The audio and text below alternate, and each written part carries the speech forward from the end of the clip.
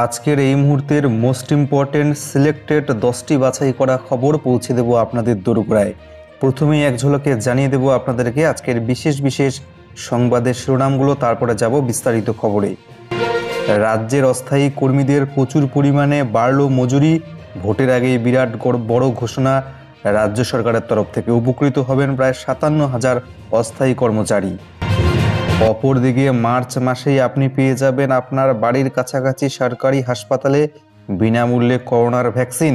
কিভাবে পাবেন জানাবো আপনাদেরকে। অপরদিকে যারা নিত্য বিমান যাত্রী রয়েছেন, বিমান ভাড়ায় এবার বিরাট বড় মিলতে চলেছে ছাড়।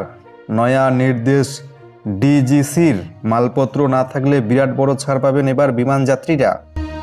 দীর্ঘ প্রতীক্ষার পর অবশেষে জানিয়ে দেওয়া হলো ভোটের ফাইনাল নির্ঘণ্ট। আপনার জেলায় কবে হবে ভোট, ফাইনাল লিস্ট, ফাইনাল তারিখ আপনাদেরকে জানিয়ে দেব। অপরদিকে তৃণমূলের আরও এক মন্ত্রী এবার বেসুরো। কে এবার হলেন বেসুরো? প্রথা ভেঙে তালিকা ঘোষণা করল না তৃণমূল কংগ্রেস, গঠিত হলো শুধুমাত্র নির্বাচন কমিটি। কোভিড পরিস্থিতিতে রদবদল হলো ভোটের নিয়ম কানুনে। আসছে ভোট, এবার ভোটে কিন্তু অতিরিক্ত অনেক কিছু নিয়মকানুন আসতে চলেছে। নতুন নতুন নিয়মগুলো কি থাকছে আপনাদের জন্যে। আগামী সপ্তাহে একই সঙ্গে বঙ্গ সফরে আসছেন উত্তরপ্রদেশের মুখ্যমন্ত্রী যোগী আদিত্যনাথ এবং অমিত শাহ। অপরদিকে প্রধানমন্ত্রী নরেন্দ্র মোদী জানালেন এবার 100টি রাষ্ট্রায়ত্ত সংস্থা বেচে দিয়ে টাকা তুলে আনাই প্রধান লক্ষ্য তার, জানিয়ে দিলেন প্রধানমন্ত্রী নরেন্দ্র মোদী। এছাড়াও রেশন ব্যবস্থা নিয়ে রাজ্যের রেশন ডিলারদের জন্য কমিশন নিয়ে বিরাট বড় ঘোষণা রয়েছে। প্রত্যেকটি আপডেট জানতে শেষ পর্যন্ত পুরো ভিডিওটি দেখতে থাকুন। শুরুতেই একটি ছোট্ট রিকোয়েস্ট রাখবো, বাঙালি হয়ে বাংলায় দেখুন। ভিডিওটিকে একটি লাইক করে আমাদের প্রতি আপনাদের ভালোবাসার সাপোর্ট বজায় রাখুন। শেয়ার করে সকলকে খবরগুলো জানতে সাহায্য করুন। আর যদি আপনি নতুন এসে থাকেন আমাদের চ্যানেলে সাবস্ক্রাইব করে পাশের বেল আইকনে ক্লিক করে দেবেন আমাদের খবরগুলি প্রত্যেকদিন সবার প্রথমে দেখার জন্যে। অবশেষে দীর্ঘ প্রতীক্ষার পর বাংলায় কবে হচ্ছে ভোট, আপনার জেলায় কবে ভোট, ভোট গণনা কবে হচ্ছে, প্রত্যেকটি তারিখ আপনাদেরকে বিস্তারিত আমরা জানিয়ে দেব। পশ্চিমবঙ্গের নির্বাচন ঘোষণা হওয়ার সাথে সাথেই মুখ্য নির্বাচন কমিশনার সুনীল আরোরা জানিয়ে দেন 8 দফার ভোট হচ্ছে পশ্চিমবঙ্গে। প্রথম দফায় ভোট হবে 27শে মার্চ, অর্থাৎ ওই দিন থেকেই শুরু হয়ে যাচ্ছে বাংলার ভোট এবং বাংলার ভোট শেষ হবে 29শে এপ্রিল পর্যন্ত। আর অন্যান্য 4 রাজ্যের সাথে পশ্চিমবঙ্গের ভোট গণনা হবে 2রা মে, অর্থাৎ পশ্চিমবঙ্গের রাজনৈতিক ভাগ্য নির্ধারণ হবে ওই দিন। কবে কোন জেলায় ভোট হচ্ছে পশ্চিমবঙ্গে আপনাদের জানিয়ে দিচ্ছি এবার। প্রথম দফার ভোট গ্রহণ হবে 27শে মার্চ। ওই দিন মোট 5 জেলার 30টি আসনে ভোট গ্রহণ হবে। সেই জেলাগুলো হলো পুরুলিয়া, বাঁকুড়া অংশ 1, ঝাড়গ্রাম, পশ্চিম মেদিনীপুর অংশ 1, পশ্চিম মেদিনীপুর অংশ 1। এবার দ্বিতীয় দফার ভোট গ্রহণ হবে 1 এপ্রিল। ওই দিন মোট 4 জেলার 30টি আসনে ভোট গ্রহণ হবে। সেই জেলাগুলো হলো বাঁকুড়া অংশ 2, পূর্ব এবং পশ্চিম মেদিনীপুর অংশ 2, দক্ষিণ 24 পরগনা অংশ 1। তৃতীয় দফার ভোট গ্রহণ হবে 6 এপ্রিল। ওই দিন মোট 3 জেলার 31টি আসনে ভোট গ্রহণ হবে। সেই জেলাগুলো হলো হাওড়া, হুগলি অংশ 1, দক্ষিণ 24 পরগনা অংশ 2। চতুর্থ দফার ভোট গ্রহণ হবে 10 এপ্রিল। ওই দিন মোট 5 জেলার 44টি আসনে ভোট গ্রহণ হবে। জেলাগুলো হলো হাওড়া এবং হুগলি অংশ 2, দক্ষিণ 24 পরগনা অংশ 3, আলিপুরদুয়ার এবং কোচবিহার। পঞ্চম দফার ভোট হবে 17 এপ্রিল। ওই দিন মোট 6 জেলার 45টি আসনে ভোট গ্রহণ হবে। জেলাগুলো হলো উত্তর 24 পরগনা অংশ 1, নদিয়া অংশ 1, পূর্ব বর্ধমান অংশ 1, কালিম্পং, দার্জিলিং এবং জলপাইগুড়ি। ষষ্ঠ দফার ভোট গ্রহণ হবে 22 এপ্রিল। ওই দিন মোট 4 জেলার 43টি আসনে ভোট গ্রহণ হবে। জেলাগুলো হলো উত্তর দিনাজপুর, নদিয়া অংশ 2, পূর্ব বর্ধমান অংশ 2, উত্তর 24 পরগনা অংশ 2। সপ্তম দফার ভোট হবে 26 এপ্রিল। ওই দিন মোট 5 জেলার 36টি আসনে ভোট গ্রহণ হবে। জেলাগুলো হলো মালদা অংশ 1, মুর্শিদাবাদ অংশ 1, পশ্চিম বর্ধমান, কলকাতা দক্ষিণ এবং দক্ষিণ দিনাজপুর। এছাড়া অষ্টম তথা শেষ দফার ভোট গ্রহণ করা হবে 29 এপ্রিল। ওই দফায় 4 জেলার 35টি আসনে ভোট গ্রহণ করা হবে। সেই জেলাগুলো হলো কলকাতা উত্তর, মালদা অংশ 2, মুর্শিদাবাদ অংশ 2 এবং বীরভূমে শেষ দফায় ভোট হবে। ভোটের ফল ঘোষণা হবে 2রা মে। করোনা পরিস্থিতির কারণে এবারের ভোটে আসতে চলেছে নতুন কিছু নিয়ম। ভোট দেওয়ার আগে আপনাকেও কিন্তু এই এবারের ভোটের নতুন নিয়মগুলো জানতে হবে। দেশের 4 রাজ্য, একটি কেন্দ্রশাসিত অঞ্চলে বিধানসভা নির্বাচনে দিনক্ষণ ঘোষণা করল নির্বাচন কমিশন। তামিলনাড়ু, পুদুচেরি, কেরলে 1 দফায় ভোট গ্রহণ হলেও অসমে 3 দফায় এবং পশ্চিমবঙ্গে ভোট নেওয়া হচ্ছে এবার 8 দফায়। তবে করোনা পরিস্থিতির কথা মাথায় রেখে ভোটের নিয়ম কারণে বেশ কিছু রদবদল করল নির্বাচন কমিশন। করোনা পরিস্থিতিতে লোক সমাগম কম করতে বাড়ানো হয়েছে প্রায় 30% বুথ। বিহারেও এই ব্যবস্থা করেছিল কমিশন। বুথ বাড়ায় স্বাভাবিকভাবেই বাড়ছে ভোট কর্মীর সংখ্যা। পশ্চিমবঙ্গে বুথের সংখ্যা 77,413 থেকে বাড়িয়ে করা হচ্ছে এবার 1,01,916টি। বাড়ি বাড়ি প্রচার 5 জনের বেশি নয়, ওই 5 জনের মধ্যেই ধরা হয়েছে প্রার্থীকে। রোড শোয়ের ক্ষেত্রে অনুমতি দেওয়া হয়েছে 5টি গাড়িকে। প্রার্থীর নমিনেশন জমা দিতে পারবেন অনলাইনে। প্রার্থী নিজে গিয়ে নমিনেশন জমা দিলে তার সঙ্গে যেতে পারবেন মাত্র 2 জন। ভোট গ্রহণ করা হবে অতিরিক্ত 1 ঘন্টা। বিকেল 5টার পরিবর্তে ভোট নেওয়া হবে 6টা পর্যন্ত। ভোট কর্মীদের নিতে হবে করোনার টিকা। বুথে বুথে থাকবে সিসিটিভি ক্যামেরা। বয়স্ক মানুষদের কথা মাথায় রেখে বুথ করা হবে 1 তলায়। 80 বছরের বেশি বয়সের ভোটারদের জন্য পোস্টাল ব্যালটের ব্যবস্থা থাকছে এবার। 100টি রাষ্ট্রায়ত্ত সংস্থা বেচে টাকা তুলে আনাই প্রধান লক্ষ্য সরকারের, জানিয়ে দিলেন প্রধানমন্ত্রী নরেন্দ্র মোদী। রাষ্ট্রায়ত্ত সংস্থার বেসরকারীকরণ এবং রাষ্ট্রীয় সম্পত্তি বেচে রাজকোষ ভরাট করাই যে সরকারের মূল লক্ষ্য, তা আগেই বাজেটে জানিয়েছিলেন কেন্দ্রীয় অর্থমন্ত্রী নির্মলা সীতারামন। বুধবার সেই লক্ষ্য ধরেই প্রধানমন্ত্রী নরেন্দ্র মোদী জানিয়ে দিলেন 100টি রাষ্ট্রায়ত্ত সংস্থা বেচে অন্তত 2.55 লক্ষ কোটি টাকা তুলে আনতে চায় কেন্দ্রীয় সরকার। বলেন, সরকার সম্পত্তি বেচলে সেই স্থান পূরণ করে বেসরকারি সংস্থা, এতে নতুন লোক নিয়ে আসে, এমনটাই প্রধানমন্ত্রীর মত। পরিকাঠামো বদলে যায়, এমনটাও তিনি জানিয়েছেন, এবং এর ফলে কর্মসংস্থানেরও সুযোগ বাড়ে বলে প্রধানমন্ত্রী জানিয়েছেন। কৌশলগতভাবে গুরুত্বপূর্ণ 4টি ক্ষেত্রে রাষ্ট্রায়ত্ত সংস্থা বাদে সমস্ত রাষ্ট্রায়ত্ত সংস্থার বেসরকারীকরণ করা হবে, বাজেটেই জানিয়েছিলেন অর্থমন্ত্রী। এছাড়াও পরমাণু শক্তি, মহাকাশ, প্রতিরক্ষা, পরিবহন এবং যোগাযোগ, বিদ্যুৎ, পেট্রোলিয়াম, কয়লাসহ অন্যান্য খনিজ, ব্যাংক, বীমা এবং আর্থিক পরিষেবা, এই 4 ক্ষেত্রেও সরকারের উপস্থিতি যতটা সম্ভব কমিয়ে আনা হবে, বুধবার জানান প্রধানমন্ত্রী। তার কথায়, লোকসানে চলতে থাকা বহু রাষ্ট্রায়ত্ত সংস্থাই করদাতাদের অর্থে চলে। ভারতীয় সংস্থা এবং ব্যবসায়িক প্রতিষ্ঠানকে উৎসাহ দেওয়া সরকারের কাজ, কিন্তু এখন এই সংস্থাগুলো টানতে পারছে না সরকার, তাই করা হচ্ছে বেসরকারীকরণ। বিমান যাত্রীদের জন্য বড় ঘোষণা, বড় সুখবর। সঙ্গে মালপত্র না থাকলে বিমান ভাড়ায় মিলবে বিরাট বড় ছাড়। নয়া নির্দেশ ডিজিসি এর।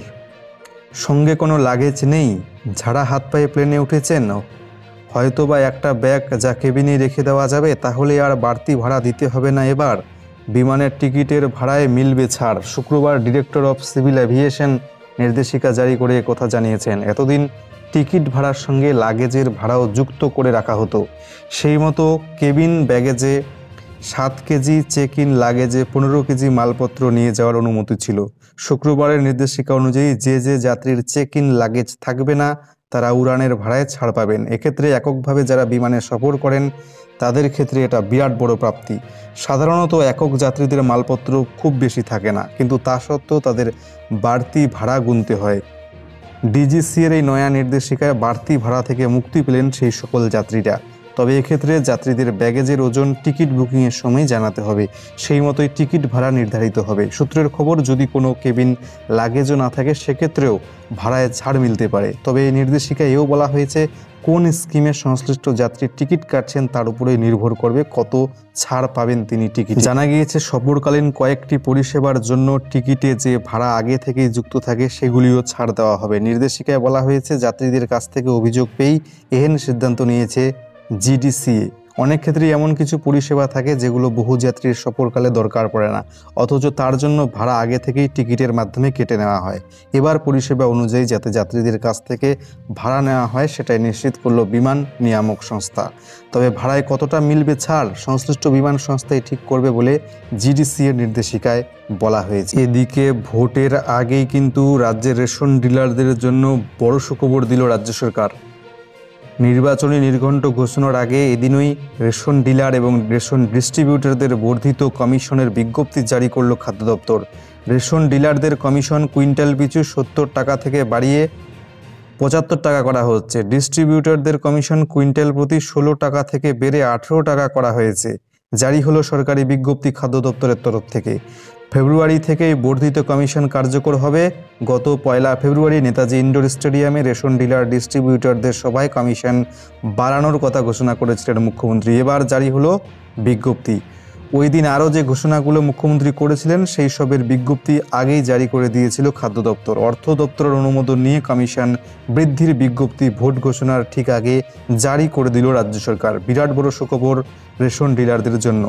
রাজ্যের পুর দপ্তরের সব অস্থায়ী কর্মীদের মজুরি বৃদ্ধি মমতার। ভোটের আগেই বড় ঘোষণা, উপকৃত হবেন প্রায় 57,000 রাজ্য অস্থায়ী কর্মচারী। পুরসভার দক্ষ অদক্ষ কর্মীদের সাম্মানিক ভাতা বাড়ালো রাজ্য সরকার। শুক্রবার আরবান এমপ্লয়মেন্ট স্কিমে দৈনিক পারিশ্রমিকের ভিত্তিতে কর্মরত দক্ষ অদক্ষ অস্থায়ী পুরকর্মীদের ভাতা অনেকটাই বাড়িয়ে দিলেন মমতা বন্দ্যোপাধ্যায়। আর এই ঘোষণা হলো নির্বাচন কমিশন রাজ্য বিধানসভা নির্বাচনের নির্ঘণ্ট ঘোষণার কয়েক ঘন্টা আগে। মজুরি বৃদ্ধির কথা নিজেই টুইট করে জানিয়েছেন মুখ্যমন্ত্রী। মোট 56,500 কর্মী এতে লাভবান হবেন। অদক্ষ শ্রমিকদের দৈনিক মজুরি 144 টাকা থেকে বাড়িয়ে 202 টাকা করা হয়েছে। অর্ধ দক্ষ শ্রমিকদের মজুরি 172 টাকা থেকে বাড়িয়ে করা হয়েছে 303 টাকা। দক্ষ শ্রমিকের নতুন একটি শ্রেণী তৈরি করা হয়েছে। সেই স্কিমে দক্ষ শ্রমিকদের দৈনিক মজুরি নির্ধারণ করা হয়েছে 404 টাকা। পুরসভার সঙ্গে যুক্ত অস্থায়ী ডক্টর এবং অন্যান্য কর্মীরাও রয়েছেন এই তালিকায়। আরবান এমপ্লয়মেন্ট স্কিমে শ্রমিকরা মূলত রাজ্যের বিভিন্ন পুরসভার অধীনে কাজ করেন। সরকারি সূত্রে জানানো হয়েছে এই স্কিমে অদক্ষ অর্ধদক্ষ শ্রমিকের সংখ্যা যথাক্রমে 40,500 এবং 8,000। নতুন সৃষ্ট দক্ষ শ্রমিকের শ্রেণীভুক্ত শ্রমিকের সংখ্যাও 8,000। পুরমন্ত্রী ফিরহাদ হাকিম জানিয়েছেন, সাফাই কর্মী থেকে ডাক্তার পর্যন্ত কর্মরত অন্যান্য প্রত্যেক কর্মচারী অফিসারের সাম্মানিক বৃদ্ধি করা হলো। এই পদক্ষেপের ফলে পুরসভা এবং পুর নিগমগুলোতে কর্মরত প্রায় 2,000 ডাক্তার সহ অন্যান্য যত কর্মী আছেন তারা সকলে উপকৃত হবেন। এই নির্দেশিকার ফলে প্রত্যেকের সাম্মানিক প্রায় 50 থেকে 75% বাড়তে চলেছে। চলে যাব পরের খবরটির দিকে। আগামী সপ্তাহে একই সঙ্গে বঙ্গ সফরে আসছেন উত্তরপ্রদেশের মুখ্যমন্ত্রী যোগী আদিত্যনাথ এবং স্বরাষ্ট্রমন্ত্রী অমিত শাহ। আগামী সপ্তাহে একই সঙ্গে বঙ্গ সফরে থাকতে চলেছেন যোগী আদিত্যনাথ এবং অমিত শাহ। রাজ্য বিজেপি সূত্রে এমনটাই জানা যাচ্ছে। সেক্ষেত্রে 2রা মার্চ মালদায় যোগী আদিত্যনাথ এবং অমিত শাহের উপস্থিতিতে বিজেপির মেগা র্যালি হওয়ার সম্ভাবনাও উস্কে উঠেছে। পাশাপাশি আরও জানা গিয়েছে, রাজ্যে বিজেপির ভোট প্রচারের জন্য দিল্লি থেকে আসছে মোট 3টি হেলিকপ্টার। আগামী দিন 2-1-এর মধ্যেই কপ্টারগুলো চলে আসবে রাজ্যে। 3টি কপ্টারের মধ্যে একটি নির্দিষ্ট থাকবে বিজেপি রাজ্য সভাপতি দিলীপ ঘোষের জন্য। সব মিলিয়ে প্রত্যেক সপ্তাহেই বিজেপি কেন্দ্রীয় নেতৃত্বের কেউ না কেউ বঙ্গ সফরে আসছেন। 21-এর ভোটে বিজেপির পাখির চোখ বঙ্গ জয়, আর সেই লক্ষ্যে ঝাঁপিয়ে পড়েছে গেরুয়া শিবির পুরোদমে। অপরদিকে তৃণমূলের আরও এক মন্ত্রী এবার বেসুরো, মমতার কাছে জানিয়ে দিলেন ক্ষোভের কারণ। তৃণমূলের একাধিক নেতা মন্ত্রী ভোট আসতেই পরপর ছন্দপতনের দিকে যেতে শুরু করেছেন। আগেই বেসুরো হয়ে দল পাল্টেছেন শুভেন্দু অধিকারী থেকে রাজীব বন্দ্যোপাধ্যায়ের মতো তৃণমূল কংগ্রেসের প্রাক্তন নেতা মন্ত্রীরা। এরপর একাধিক নেত্রী ভোটের আগে নিজের কেন্দ্রে দাঁড়ানো নিয়ে অসন্তোষ প্রকাশ করতে শুরু করেছেন। এবার সেই অসন্তুষ্টের তালিকায় নাম এলো মঙ্গলকোট বিধানসভার সিদ্দিকুল্লাহ চৌধুরীর।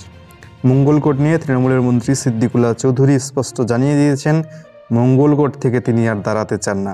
এ বিষয়ে বক্তব্য রাখতে গিয়ে মঙ্গলকোটের তৃণমূলের বিধায়ক সিদ্দিকুল্লাহ 2,99,00,000 টাকার বিধায়ক তহবিলের কাজের খতিয়ান তুলে ধরেছেন। কেন মঙ্গলকোট চান না সিদ্দিকুল্লাহ? প্রসঙ্গত দেবশ্রী রায়ের সঙ্গে এর আগে জানিয়েছিলেন তিনি আর রায়দিঘি কেন্দ্র থেকে লড়াই করতে চান না ভোটে। ফলে ওই কেন্দ্রের প্রার্থী পদে দেবশ্রী যে থাকতে চান না তা স্পষ্ট করেছেন তিনি। সেক্ষেত্রে দেবশ্রী তার নাম টোটো কেলেঙ্কারিতে জড়ানোয় অসন্তুষ্ট। এবার সিদ্দিকুল্লাহ চৌধুরীও কার্যত একই সুরে জানিয়েছেন তার কেন্দ্রে তিনি উন্নয়নের কাজ করতে পারছেন না। উল্লেখ্য, নিজের বক্তব্যে সিদ্দিকুল্লাহর দাবি, মঙ্গলকোটের মাটি উত্তপ্ত, আমি শান্তিপ্রিয়। তিনি বলছেন, যারা তার কাজে বাধা দিচ্ছেন তারা অবুঝ, তারা বাধা দিয়ে ভুল করছেন। সিদ্দিকুল্লাহ জানান, পূর্ব বর্ধমান জেলা থেকেই তিনি দাঁড়াতে চান, তবে কোথা থেকে দাঁড়াবেন তা ঠিক করবেন দলনেত্রী। মার্চ মাসেই বাড়ির কাছে সরকারি হাসপাতালে বিনামূল্যেই পাওয়া যাবে করোনার টিকা। বয়স 60 বছরের বেশি হলে কিংবা 45 থেকে 60 বছরের মধ্যে অন্য কঠিন অসুখ থাকলে বাড়ির কাছে বাছাই করা সরকারি হাসপাতালে বিনামূল্যে মিলবে করোনার টিকা। শুক্রবার কেন্দ্রীয় স্বাস্থ্য মন্ত্রকের শীর্ষ কর্তাদের সঙ্গে বাংলা সহ বিভিন্ন রাজ্যের টিকাকরণের পদ্ধতি নিয়ে বৈঠক হয়। 1 মার্চ থেকে শুরু হবে ওই টিকাকরণ। এদিন প্রধান যে দুটি পদ্ধতি গ্রহণ করতে বলা হয়েছে তার একটি হলো সচিত্র পরিচয়পত্র সঙ্গে নিয়ে বাড়ির কাছে হাসপাতালে গিয়ে ভ্যাকসিন নিতে হবে। এক্ষেত্রে অবশ্য কোমরবিডিটি থাকা 45 থেকে 60 বছর বয়সীদের নিজেদের অসুস্থতার প্রামাণ্য রেকর্ড নিয়ে যেতে হবে। আর দ্বিতীয় পদ্ধতিটি হলো অনলাইনে কোউইন অ্যাপ ডাউনলোড করে নাম নথিভুক্ত করা, তারপর অ্যাপের মাধ্যমে ডাক পেলেই মিলবে করোনার টিকা। সূত্রের খবর, স্বাস্থ্যসাথীর কার্ড দেখিয়ে চিকিৎসা করা যায় এমন বেসরকারি হাসপাতালেও আগামী মার্চ মাস থেকে করোনার টিকা মিলবে। তবে প্রাইভেটে টিকাকরণের খরচ নিজেকেই বহন করতে হবে। টিকা পিছু সার্ভিস চার্জ বাবদ 100 টাকা ধরা হলেও সেখানে টিকার দাম কত হবে এখনও স্থির করেনি কেন্দ্র। কেন্দ্রের আয়ুষ্মান ভারত অন্তর্ভুক্ত হাসপাতালগুলিতেও মিলবে এই টিকা। যেসব বেসরকারি হাসপাতালে টিকা দেওয়ার মতো অভিজ্ঞ কর্মী, টিকার ভায়াল রাখার মতো সঠিক কোল্ড চেইন, পার্শ্ব প্রতিক্রিয়া হলে পৃথক ঘরে পর্যবেক্ষণ রাখার ব্যবস্থা রয়েছে, সেখানে টিকা দেওয়ার অনুমোদন মিলবে, জানিয়ে দিয়েছে স্বাস্থ্যমন্ত্রক। বর্তমানে রাজ্যের প্রায় 1500 বেসরকারি হাসপাতাল স্বাস্থ্যসাথীর অন্তর্ভুক্ত। রাজ্য স্বাস্থ্য দপ্তর সূত্রে খবর, মার্চ মাসে এই গণ টিকাকরণের জন্য আপাতত 4000 কেন্দ্র বাছাই করা রয়েছে। প্রয়োজনে তা বাড়িয়ে 12,000 করা হবে। অনলাইন বাদে যেসব কেন্দ্র গিয়ে করোনার টিকা পাওয়া যাবে শীঘ্রই তার তালিকা প্রকাশ করা হবে বলে শুক্রবার রাজ্যের স্বাস্থ্য সচিব জানিয়ে দিয়েছেন।